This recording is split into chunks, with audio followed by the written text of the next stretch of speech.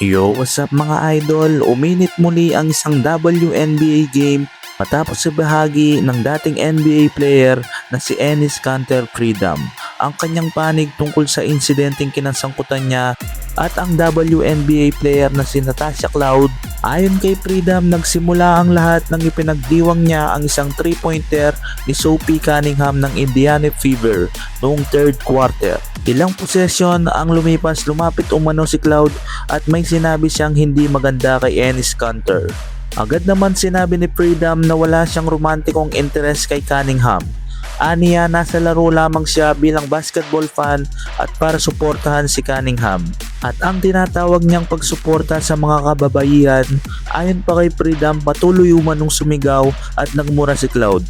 Habang papalapit sa kanya dahil dito, tumayo siya at kalaunan ay nabagitan ng security at ilang players ng Chicago Sky. Hindi nagtagal, pinaalis si Freedom sa arena. Sinabi niyang tinanong niya ang security kung bakit siya kailangan umalis, pero hindi raw malinaw ang naging paliwanag sa kanya. Kalaunan, nag-post siya sa social media at sinabi niyang pinalis siya sa isang WNBA game dahil sa pagsuporta sa mga kababaihan.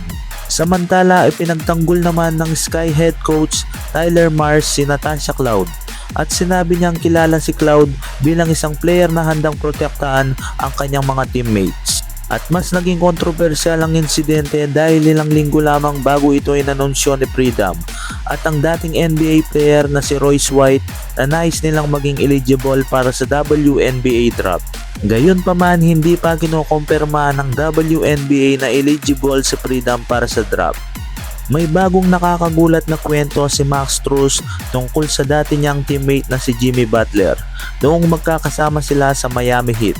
Ayon kay Strus, talagang unpredictable daw si Butler.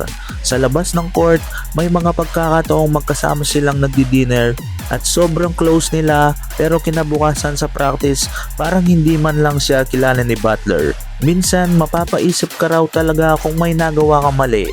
Pero kapag nagsimula na ang laro, biglang nag-iiba si Butler at para bang bumabalik ang kanilang samahan.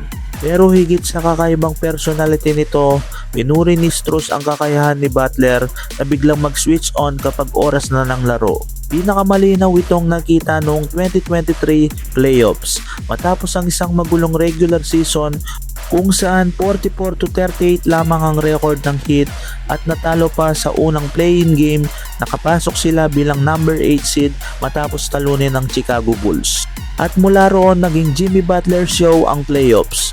Tinalo ng Miami ang Milwaukee Bucks, New York Knicks at Boston Celtics bago tuluyang matalo sa Denver Nuggets sa NBA Finals. Sa 22 playoff games, nag-average si Butler ng napakalaking 26.9 points per game, 6.5 rebounds per game, 5.9 assists per game at 1.8 steals per game. Para kay Strus, isa yon sa pinaka-pure at hindi kapanipaniwalang basketball experience na naranasan niya. At ang pinakakakaiba, ayon sa kanya, pwedeng mag-relax si Butler pagkatapos ng laro, pero kapag kailangan ng maglaro, parang may switch na biglang binubuksan.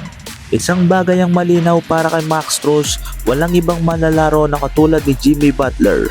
Kayo mga idol, ano ang opinion ninyo dito mga idol? I-comment sa ibaba mga idol at maraming salamat po mga idol.